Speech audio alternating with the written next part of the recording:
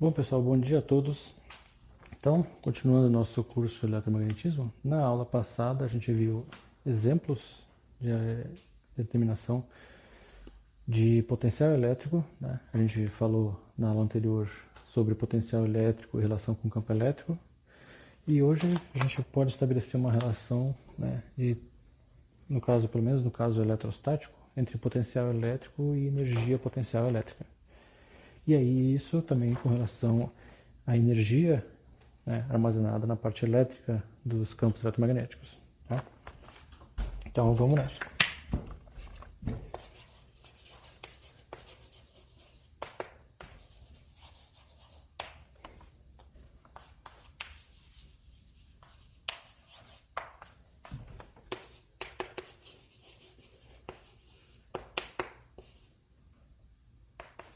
Então a gente pode tirar uma relação no caso eletrostático e aí a gente pode generalizar essa relação que daí vai valer para um caso geral.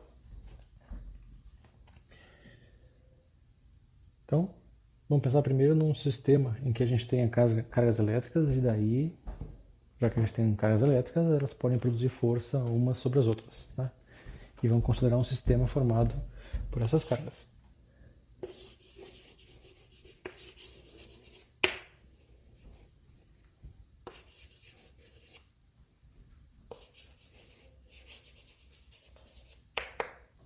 Então, vamos pensar num sistema formado por cargas elétricas que atuam umas sobre as outras.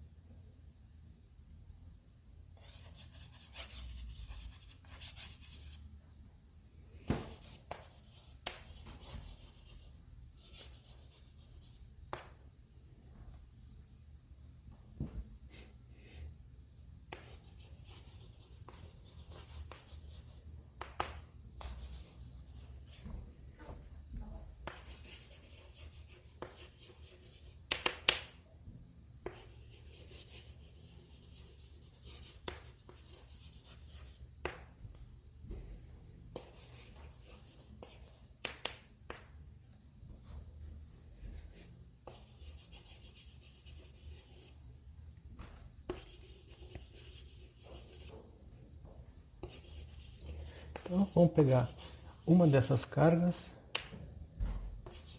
que está numa posição RI, na posição inicial,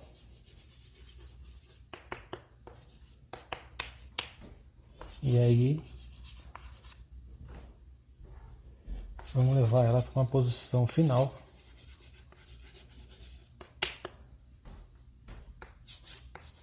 que vai ser RF.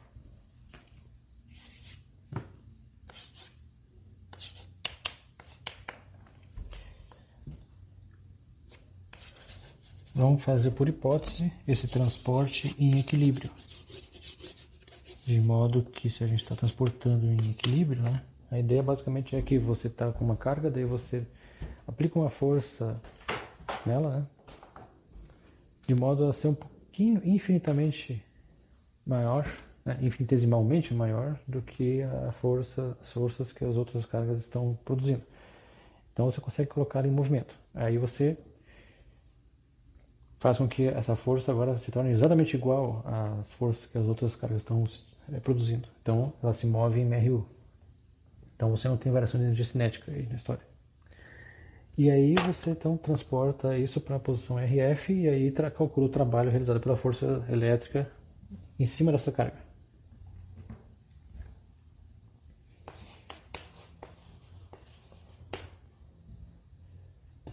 Então a gente tem outras cargas, né? Há uma força elétrica resultante em cima dessas cargas.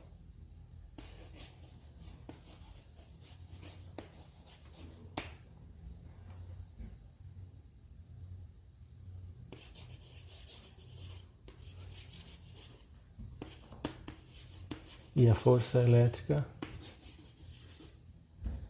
então, em cima dessa carga, que a gente vai chamar de quisão, é carga vezes o campo elétrico produzido pelas outras cargas.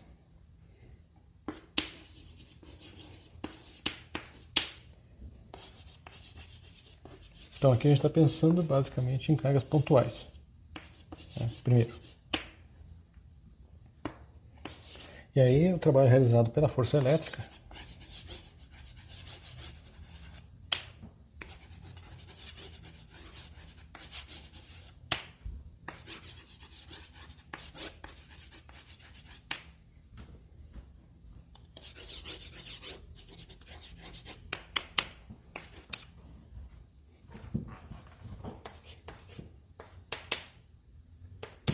vai ser, uma integral de RI até RF da força elétrica escalar de deslocamento produzido.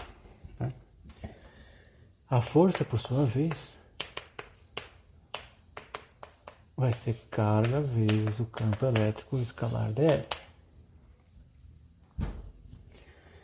Mas a carga a gente pode tirar fora da integral.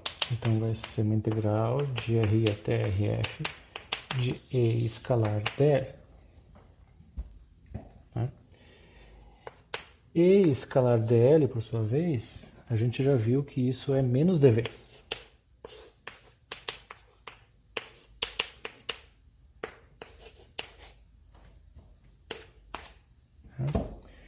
E aí, a gente chega então, colocando o sinal de menos para fora, vai ficar a integral de dV, que é V.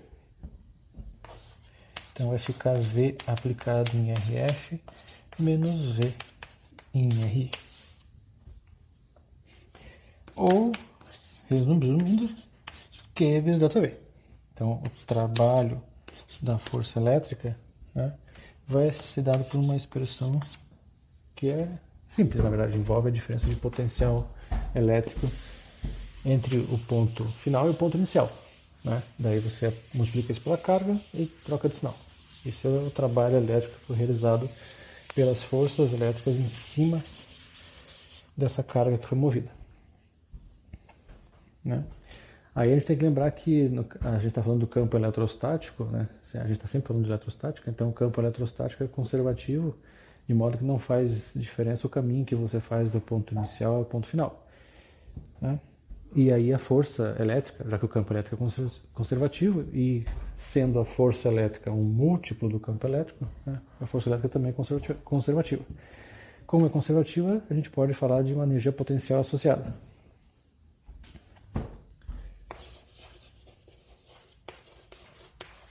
E aí é que entra a relação que a gente já viu lá em básica 1 entre o trabalho da força conservativa e a variação da energia potencial dessa força conservativa. Então, pelo menos na situação eletrostática, a gente pode falar dessas coisas,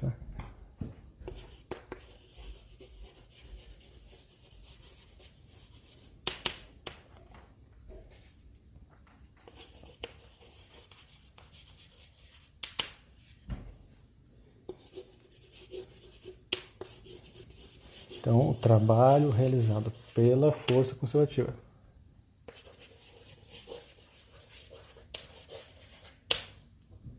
E a variação da energia potencial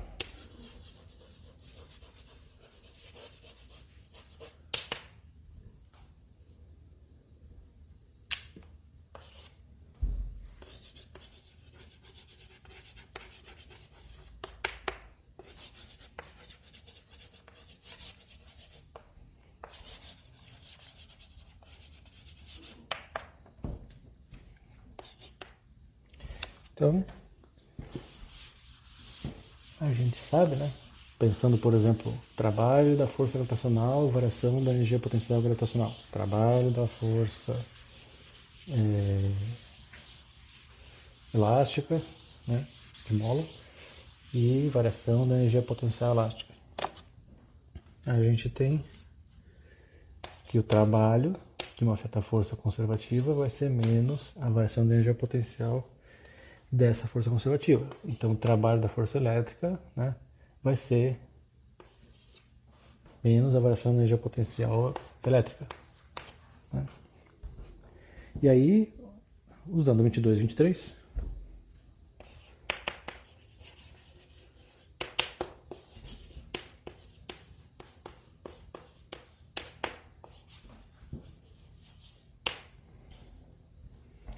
a gente vai achar que a variação da energia potencial elétrica, né, a gente pode escrever como Q vezes ΔV.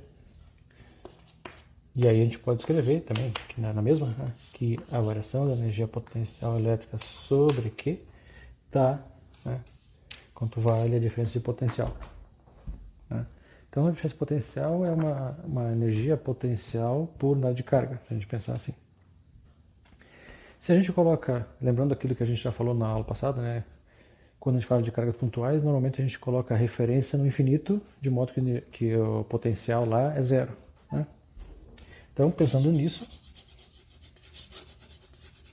se a gente considerar como posição inicial infinito, né?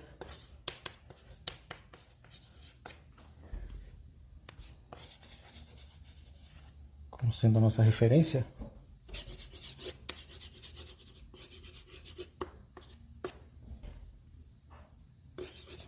daí o potencial lá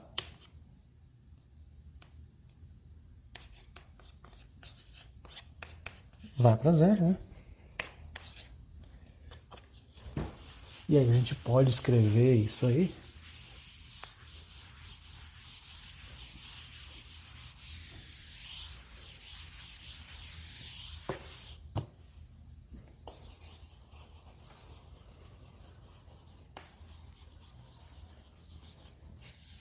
então, a energia potencial é Q vezes potencial, né? Ou o potencial é a energia sobre Q. E isso usando como referência essa aqui, né? Tá? Bom, aí se você lembra, a gente falou que a gente tinha uma certa força, né, que contrabalançava a força elétrica. A ideia era só colocar em movimento da posição inicial para a posição final. E aí, sem variar a energia cinética, né, mas variando apenas a energia potencial. Então, a força externa, seja lá qual é o agente que aplica essa força externa, a gente não sabe se essa força é conservativa ou não. Essa força externa, na verdade, do agente externo, é o que transfere energia para o sistema, né? Então, tem um trabalho dessa força externa.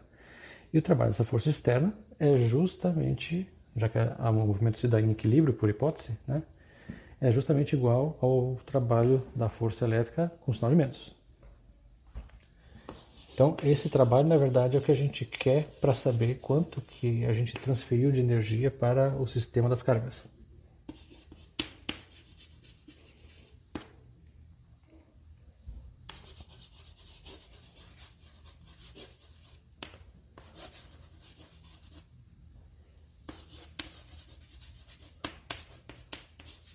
Essa energia que foi transferida aumenta o conteúdo energético no sistema.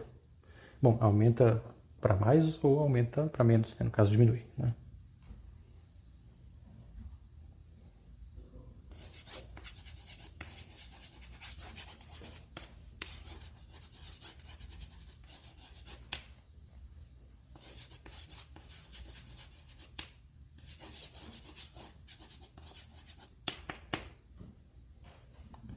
Então, no teu sistema entra uma certa quantidade de energia que é dada pelo trabalho realizado pela força externa, né? Essa quantidade de energia pode ser positiva ou negativa ou nulo até, né? Mas é dado por isso. Então, pensando assim, né? Pensando em trabalho externo, ou simplesmente chamando isso de W, né? Isso vai ser menos o trabalho da força elétrica. Então isso vai ser Q vezes ΔV.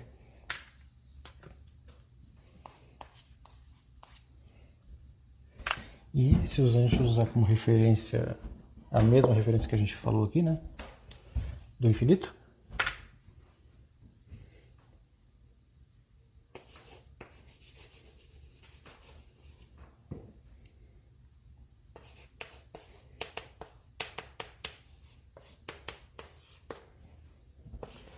a gente chega numa expressão, né, que o trabalho, a quantidade de energia, né, que você transfere para o sistema é basicamente Q vezes V, com a referência sendo essa aqui no infinito, né? Bom, então, beleza. Para colocar uma certa carga Q num certo local, a gente acrescenta para o sistema uma energia que é dada por 27, né? Onde V é o potencial que a carga Q sente, produzido pelas outras cargas, né? Então agora vamos pensar que a gente tem um conjunto de cargas. Então vamos montar um conjunto de cargas uma por vez.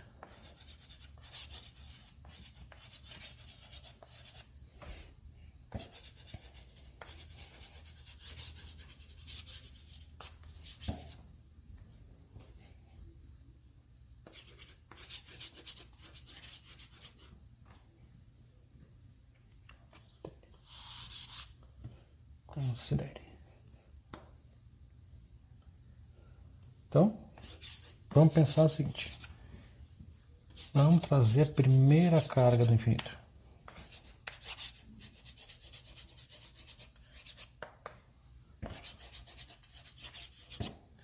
Então a gente tem um conjunto de N cargas. 1, 2, 5, 10, sei lá quantas, né? E aí a gente vai trazer a primeira carga do infinito. Como você está trazendo a primeira carga do infinito, não tem ainda carga nenhuma situada, né, no teu sistema. Não tendo carga nenhuma, não tem nenhum potencial elétrico produzido. Logo, o trabalho que você gasta, a energia que você gasta, né, é nula, porque você não tem potencial elétrico ainda nenhum. Não tem nenhuma outra força elétrica agindo no sistema.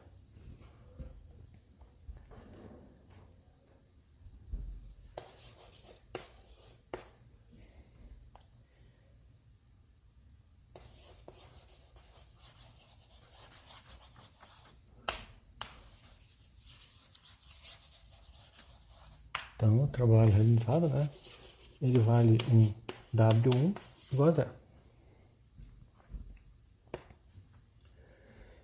Daí, a gente colocou então a primeira carga no certo local dela, né, e agora traz a segunda carga.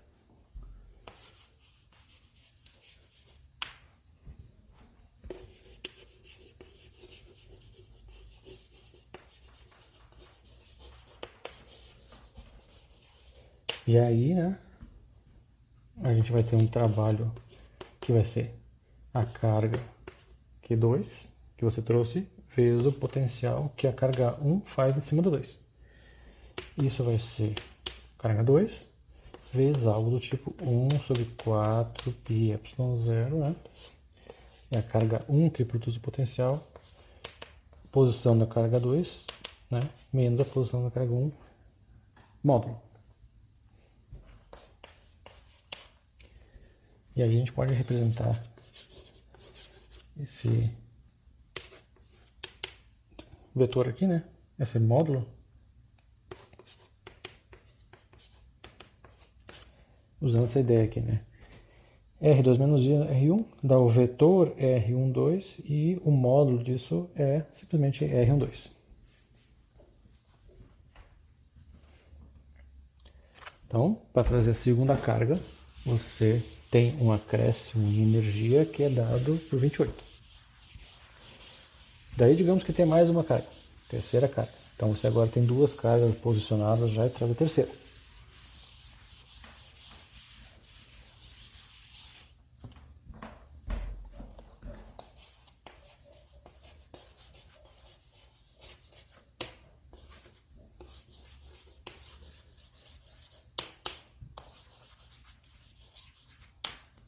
Então, para trazer a terceira carga, né, a gente vai ter uma certa quantidade de energia que vai ser gasta, né, e aí vai ser a carga 3, né, vezes o potencial que 1 gera em cima da 3, mais o potencial que a 2 gera em cima da 3.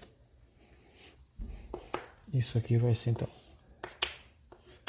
carga 3, 1 sobre 4 πε0 daí, Q1, R3 menos R1, mais a mesma coisa, só que agora para a carga 2, que já foi colocada. isso aqui.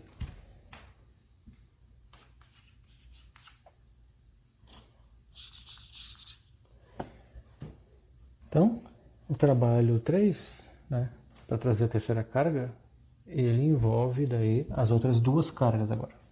Bom, e a ideia é assim sucessivamente. Para trazer uma quarta carga, ela vai estar sujeita ao campo produzido pelas outras três, né? E aí vai envolver o potencial elétrico produzido pelas outras três.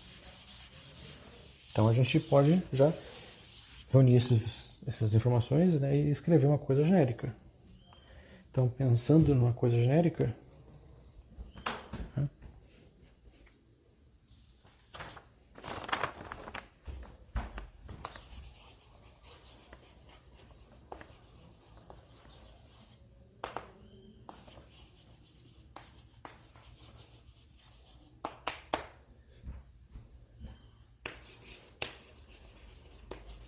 pensando em N cargas, né, para juntar N cargas, então, lembrando que você traz a primeira carga, gasta W1 igual a zero.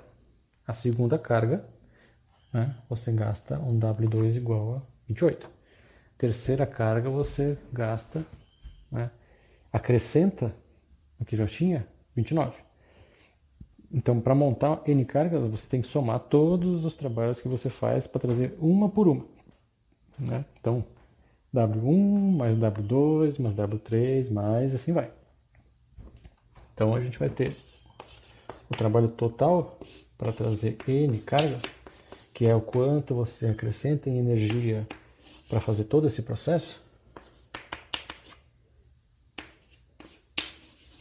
Você tem que contabilizar todas as cargas. Dessa forma aqui, né?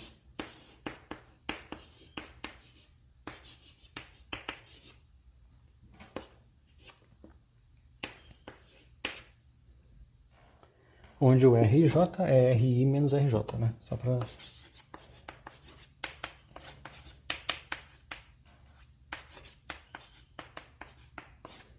Isso aqui, né? E aí, só para a gente cuidar com a soma, né?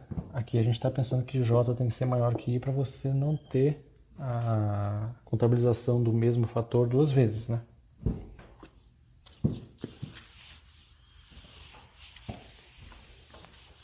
Então, I começa de 1, J, na verdade, começa de 2, né? E aí, primeiro termo aqui vai ser 1 sobre 4πy0, né? Q1, Q2, R12, que é basicamente W2 lá, né? Daí, igual a 1 e J vale 3. Q1, Q3, R13, né? Que basicamente, né, é esse fator aqui, né? Se tivesse só 3 cargas, daí agora próximo seria igual a 2 e J tem que ser 3, né? Para dar esse fator, último fator de 29, né? Bom, esse é um jeito de escrever, mas a gente pode, se a gente liberar essa condição, a gente vai contar duas vezes, né? Só que daí a gente pode dividir por 2, para simplificar. Então,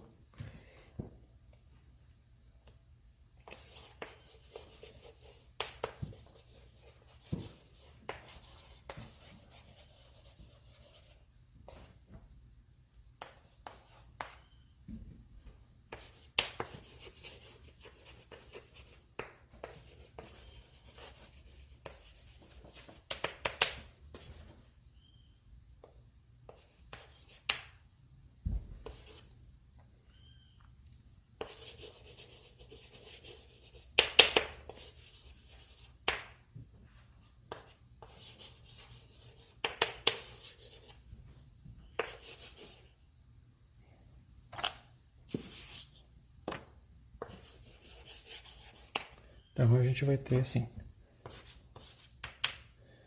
meio E aí, já aproveitando para escrever de outro jeito, né? I igual até N. Daí, esse a gente pode colocar para fora. E aqui a gente pode escrever assim. Para identificar quem é o que, né? E aqui a única coisa que a gente tem que cuidar é só isso aqui. O J não ser igual a I, por causa que acontece uma divergência ali, né?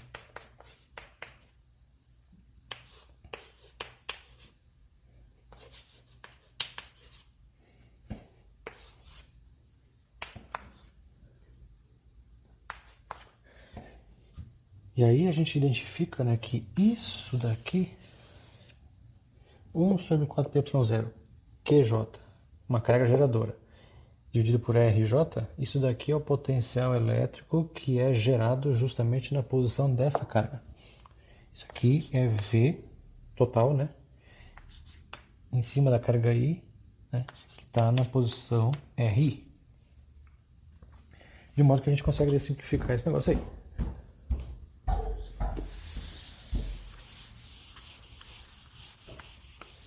Então, um jeito interessante de escrever esse trabalho, né, pensando em cargas pontuais, vai ser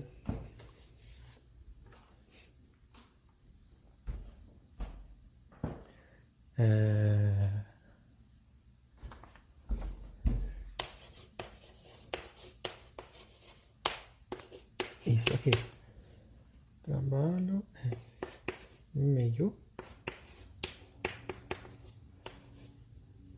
de QI VI, né, na posição da carga R.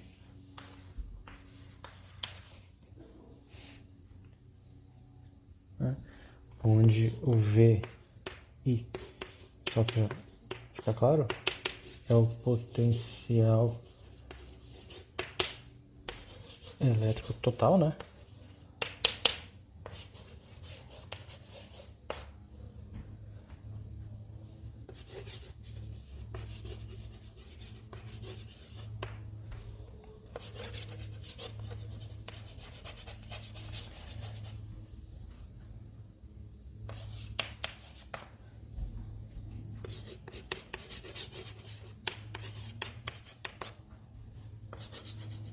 Então é um potencial total que a gente produz em cima da posição RI, em cima da carga QI, que é produzido por todas as cargas menos QI. Tá? Esse é o total energético, né, que você tem para montar uma certa configuração de cargas que tem N cargas. No caso aqui, cargas pontuais, em princípio. Né? E aí, essa é a energia que você tem, que você armazena nessa configuração de cargas. Então, só para a gente ver um exemplo aqui.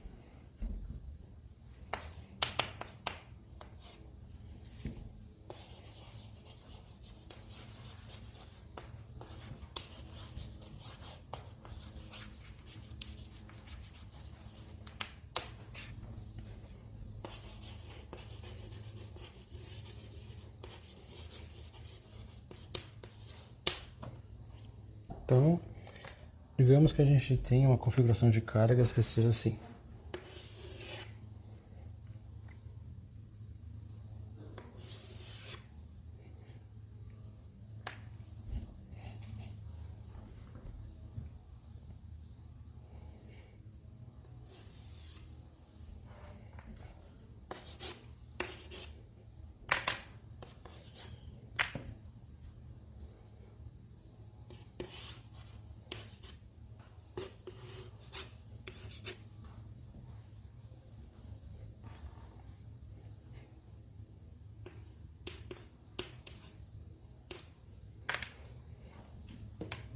A gente tem aqui, nesse caso, né, um quadrado, né, formado por 3 cargas, e no quarto vértice não tem nada por enquanto.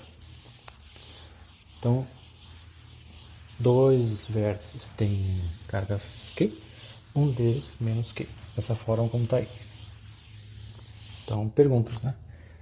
Primeira pergunta.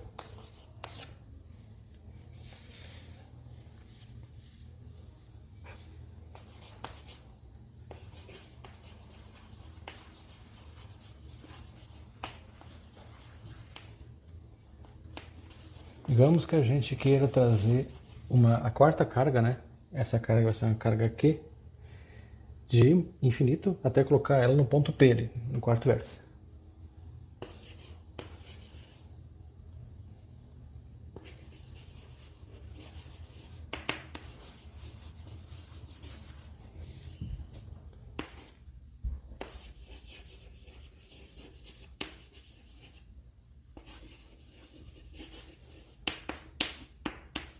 Então, a gente já tem as 3 cargas, né?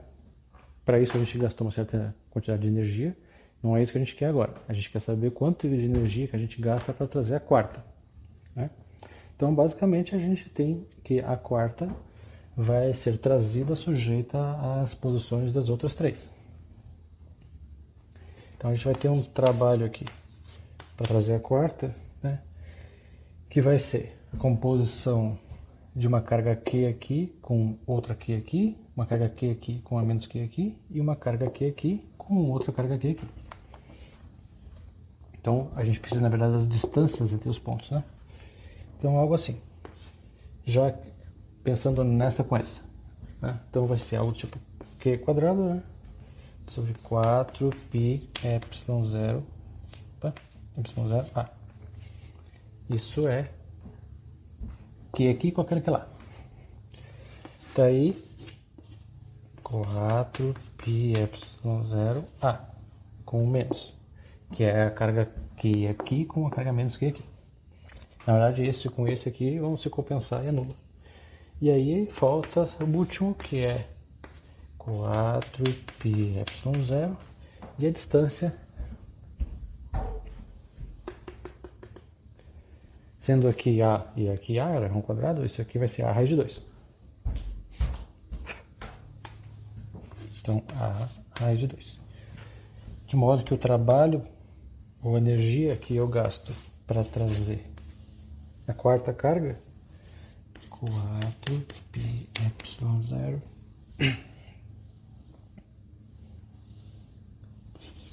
raiz de 2A. Então esse é o gasto que eu tenho de energia para trazer a quarta carga. Essa é a primeira pergunta. Daí a segunda pergunta é quanto que eu gastei para reunir todas as cargas.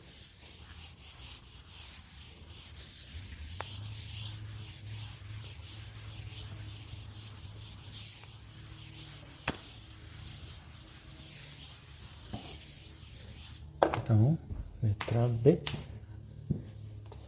eu quero o trabalho total.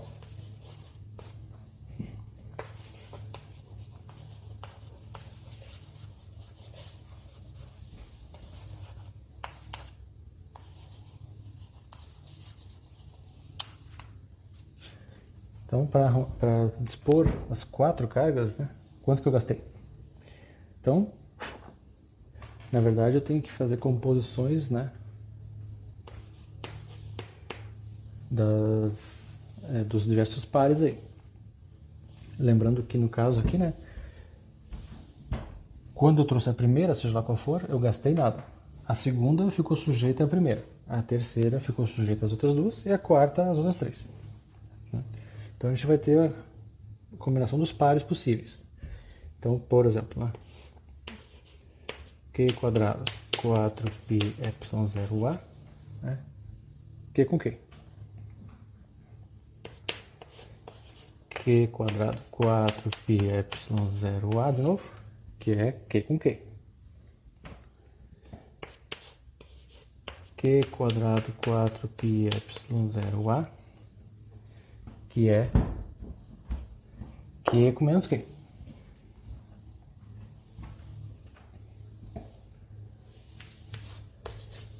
Q quadrado 4πε0a, que é Q com menos Q. Então, Q com Q já foi. Q com menos Q com menos Q. Falta essa com essa e essa com essa.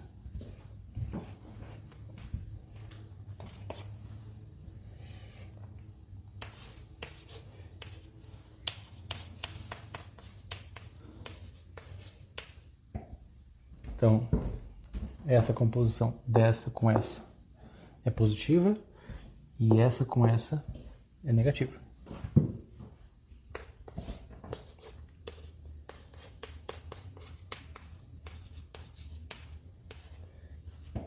De modo que nesse caso específico, né, essa cancela com essa cancela com essa e essa acaba cancelando com essa. Então a gente chega num resultado interessante que, na verdade, para montar essa configuração, né, eu não gasto nada em energia, né? É uma questão específica dessa configuração, né? Se, por exemplo, aqui fosse, né, que todas as contribuições seriam positivas, eu gastaria alguma coisa, né? Ou se aqui, em vez de que fosse colocado uma carga 2Q, por exemplo, também já não dava mais esse resultado. É uma questão interessante a respeito dessa configuração específica de cargas. Tá? Bom, então a gente obteve uma expressão 32, né, que em princípio a gente tem ela então para cargas pontuais, ok? Né? É um resultado importante. Né? O que a gente vai fazer na próxima aula? Né? Estender esse resultado para trabalhar com uma distribuição de cargas. E aí tentar também escrever esse resultado de uma forma mais interessante, pensando em daí já estender isso para a situação em que não é mais eletrostática, né? Então estender isso para a situação em que você envolva campo elétrico, né?